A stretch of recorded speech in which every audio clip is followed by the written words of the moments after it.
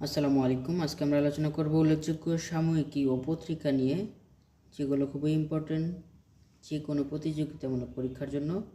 তাই ভিডিওটি বারবার দেখতে থাকুন, চ্যানেলটি সাবস্ক্রাইব করে সাথে থাকবেন। যারা ভিডিওটি ফেসবুক পেজ থেকে দেখছেন অবশ্যই ফেসবুক পেজটি ফলো দিয়ে সাথে থাকুন। চলুন শুরু করি। দি বেঙ্গল গেজেট কলকাতা থেকে প্রকাশিত ভারতের প্রথম সংবাদপত্র।